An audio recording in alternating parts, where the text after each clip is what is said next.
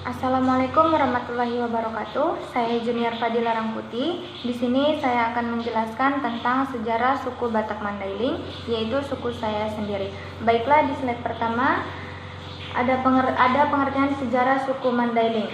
Mandailing adalah salah satu subkelompok dari bangsa Batak yang daerah asalnya termasuk ke dalam Provinsi Sumatera Utara. Orang Mandailing punya daerah asal yang lebih khusus yang sekarang merupakan wilayah Kabupaten Tapanuli Selatan. Yang selanjutnya ada rumah adat suku Batak Mandailing. Bisa dilihat contoh rumah adatnya seperti ini yang terdiri dari bagas godang dan sopo godang. Bagas godang merupakan rumah yang berarsitektur Mandailing dengan konstruksi yang khas berbentuk 4 persegi panjang yang terdiri dari ruang depan, ruang tamu, ruang tengah, serta ruang dapur. Yang kedua ada sopo godang. Sopo godang ini menjadi tempat pemusyawarahan peraturan adat. Selain itu, tempat ini juga dijadikan untuk pertunjukan kesenian dan tempat belajar adat istiadat suku Batak Mandailing. Yang selanjutnya ada tarian suku Batak Mandailing. Bisa dilihat contoh tariannya seperti ini, yaitu tari endeng-endeng. Tari endeng-endeng adalah tari tradisional yang berasal dari Kabupaten Tapanuli Selatan, Provinsi Sumatera Utara. Tari endeng-endeng menggambarkan semangat dan ekspresi kegembiraan masyarakat sehari-hari, juga menggambarkan ungkapan kegembiraan dari Naposo Nauli Bulung atau muda-mudi setempat. Yang selanjutnya ada baju adat suku Batak Mandailing. Bisa dilihat contoh baju adat suku Mandailing seperti ini. Baju adat suku Mandailing ini hampir sama dengan Batak Toba. Yang membuat persamaan baju adat suku Batak Toba dengan baju adat suku Batak Mandailing sama-sama menggunakan ulos. Tetapi yang membedakannya, jika suku Batak Toba menggunakan ulos dengan dipadukan aksesoris. Perempuan Mandailing menggunakan bulang di keningnya. Bulang terbuat dari bahan dasar emas, sepuhan, dan bahkan logam. Bulang bisa dilihat seperti ini, bulang yang dikenakan oleh wanita, dan laki-laki menggunakan ampu, penutup kepala pakaian adat Sumatera ini yang disebut dengan ampu. Ampu sendiri mempunyai makna tersendiri, yaitu warna hitam yang terdapat pada ampu memiliki fungsi magis, sedangkan warna emas menunjukkan simbol kebesaran. Ampu yang dipakai oleh laki-laki contohnya seperti ini. Baik, selanjutnya ada lagu tradisional suku Batak Mandailing yang terdiri dari O Mandailing dan Tubuni Marga.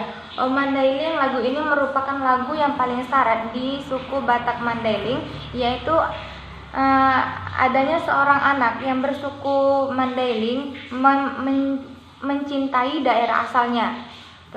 Yang kedua ada Tubuni Marga. Lagu ini menggambarkan daerah asal marga-marga orang Mandailing, mulai dari Marga Nustion, Marga Rangkuti, dan selanjutnya, dan seterusnya. Yang selanjutnya ada prosesi pernikahan adat suku Mandailing. Yang pertama ada Menyapai Boru, yang kedua ada Mangarai Ririt Boru, yang ketiga ada Padamas Hata, yang keempat ada Patobang Hata, yang kelima ada Manulak Sire, yang keenam ada Mangalahen Mangan Pamunan, yang ketujuh ada Horja Homan Boru, yang kedelapan ada Mangalo Alo Boru Menjagit Boru, yang kesembilan ada Panaik Gondang, yang kesepuluh ada Matani Horja, yang kesebelas membawa pengantin ke Tapian Raya Bangunan, yang kedua belas ada Mangalehen Gorar menebalkan gelar, yang terakhir ada Mangupa. Baik, selanjutnya ada stereotype suku Batak Mandailing. Biasanya orang Batak terkenal dengan nada bicaranya yang khas. Sebenarnya ini suku Batak Mandailing berbeda dengan suku Batak Toba. Suku Batak Toba lebih terkenal khas bahasanya itu kasar gitu.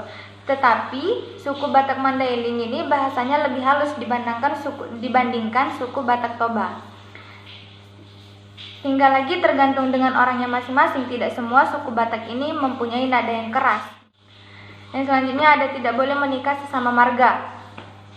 Kenapa seperti ini? Karena Suku Batak Mandailing ini menganggap bukan hanya Batak Mandailing saja, tetapi Batak Angkola, Batak Toba, dan Batak yang lainnya menganggap bahwa sesama marga itu udah saling saudara.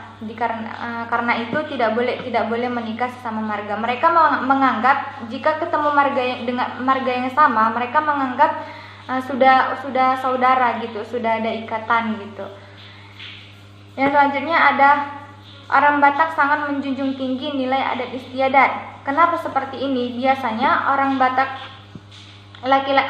laki-laki ini ketika melahirkan anak laki-laki, dia mengajarkan anak laki-laki tersebut untuk mengajarkan adat istiadat dengan benar agar menjadi turun-temurun. Yang selanjutnya ada boleh menikah dengan baru tulang atau anak dari kakaknya bapak. Suku Batak ini sudah menjadi tradisi suku Batak, bukan hanya Batak Mandailing saja, tetapi Batak Angkola, Batak Toba, dan Batak yang lainnya.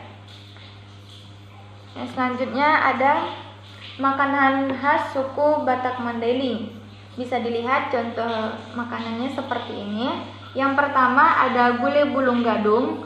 Gulai bulung gadung ini adalah daun ubi. Daun ubi yang digulai, terus di atasnya ditaburi kayak udang kecil-kecil gitu. Suku Batak Mandailing ini biasa terkenal suka pedas gitu. Jadi mungkin mereka membuat daun ubi ini dengan pedas. Ciri khasnya itu pedas sama ada udang kecil-kecil yang ditaruh di atas. Yang kedua ada alame. Alame itu biasa kita menyebutnya dengan dodol. Makanan ini juga menjadi makanan khas Mandailing, di mana bungkusnya terbuat dari kerajinan tangan sendiri yang berbentuk seperti tikar yang terbuat dari daun yang dikeringkan.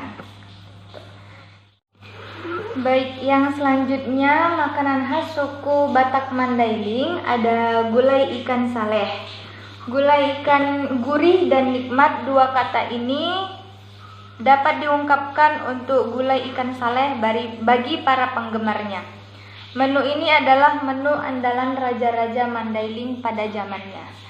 Yang selanjutnya ada sambal konturi joruk. Sambal konturi joruk ini adalah fermentasi dari buah durian yang sudah diperam beberapa hari. Nah, joruk ini dibuat jadi sambal ikan teri tawar. Sambal konturi joruk ini merupakan makanan yang memiliki campuran rasa pedas dan asam. Rasa asamnya itu yang dari asam jeruk ditaburkan ke sambal ikan teri ini gitu. Selanjutnya ada mata pencaharian suku Batak Mandailing. Dari zaman dulu hingga sekarang, orang Batak suku Mandailing itu mata pencahariannya terkenal dengan beladang, bertani, menanam, dan mereka juga bertanam jagung, kacang hijau, kacang tanah, kacang kedelai, sayur mayur, dan buah-buahan. Sektor perkebunan menghasilkan karet, kopi, coklat, dan kelapa sawit. Dan selanjutnya ada senjata suku Batak Mandailing, yaitu efektif untuk pertempuran jarak dekat. Saat ini digunakan sebagai perhiasan saat pernikahan. Selain itu dapat dijadikan jimat dan diisi dengan racun. Sebenarnya senjata suku Batak Mandailing ini berasal dari Sumatera Utara. Gitu. Baiklah, sekian presentasi saya, lebih dan kurangnya saya mohon maaf. Semoga apa yang saya presentasikan tadi sesuai dengan PPT yang udah saya buat. Terima kasih. Assalamualaikum warahmatullahi wabarakatuh.